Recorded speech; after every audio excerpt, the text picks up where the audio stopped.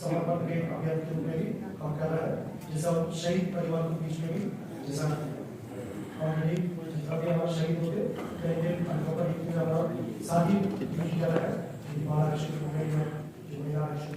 जो हमारा एक जो प्लांटेशन अभियान है जो प्रतिवर्ष जून जुलाई में हम लोग करते हैं।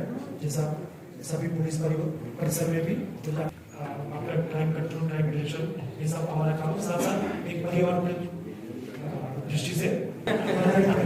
लेकिन सर राजनीतिज्ञों को पीछे छोड़ दिया, 2 घंटे नॉन स्टॉप बोल सकते हैं।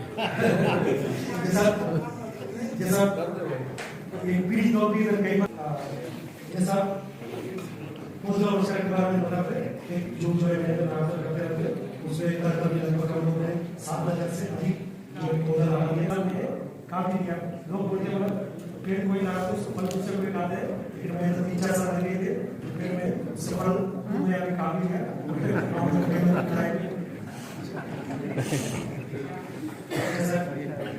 ये तो 2022 में जो हमारा क्या थे उसके बारे में 2023 और आने वाले अभी भी हमारी बड़ी चुनौती है जो काम जैसा हम लोग स्वयं की आगे में सुधार है, लेकिन पूरी तरह से अभी कंट्रोल नहीं कर सकता, इस और काम करना बाकी है।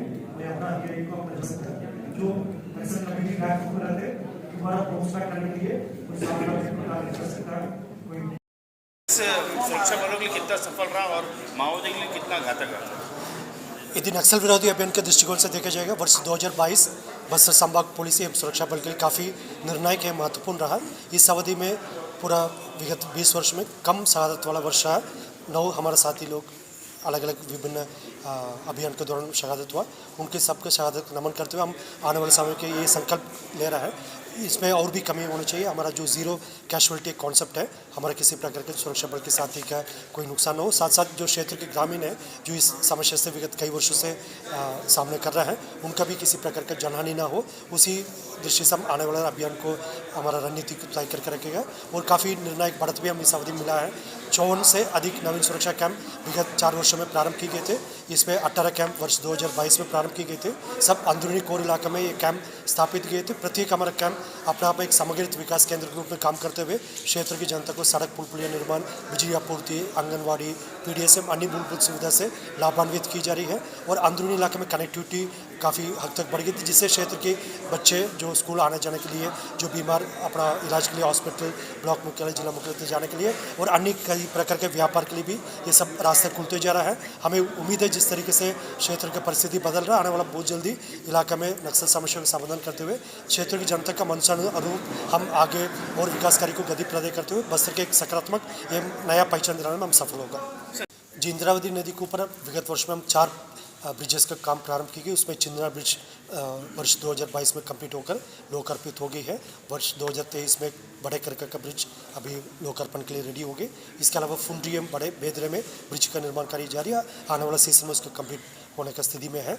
इन सब का फायदा जो दक्षिण अबुझमाड़ क्षेत्र के लोग हैं, जो इंद्रावती नदी के उत्तर क्षेत्र में है, जो उनके लिए अपना ब्लॉक मुख्यालय, जिला मुख्यालय तक आने के लिए, उनके जो क्षेत्र के यदि कोई व्यक्ति बीमार होते हैं उसका हॉस्पिटल तक आने के लिए सब सुविधा उपलब्ध हो रहा है। इसका क्षेत्र की जनता यदि चिंद्रा के ब्रिज की यदि बात करेगा, प्रतिदिन कम से कम सैकड़ों की जनता उस ब्रिज का सुविधा ले रहा है। और बाजार के दिन उससे ज़्यादा हजारों की संख्या में लोग का आवक जावक उस ब्रिज के ऊपर हो रहा है। इससे प्रमाणित हो रहा है, मतलब क्षेत्र की जनता को इसका काफ़ी लाभ हो रहा है। उसके बाहर कई लोग भी, जैसा जो हंदावाड़ा जो वाटरफॉल्स उसको देखने के लिए भी काफ़ी बड़ी संख्या में जा रहा है। पल्ली बारसूर रोड अभी प्रारंभ हो गई, तो उससे क्षेत्र की जनता को काफ़ी सुविधा मिल रहा है। इस प्रकार हमारा सभी प्रयास जनता को केंद्रित करके हम लोग ने कर रहा है, ताकि जो जिन्होंने सड़क और मोबाइल कनेक्टिविटी और इलेक्ट्रिफिकेशन से वंचित रह गए, उनका सुविधा देने के लिए हमारा फोकस और प्राथमिकता उसी हिसाब से हम कार्य किया। उसका फायदा क्षेत्र की जनता को प्राप्त होगा।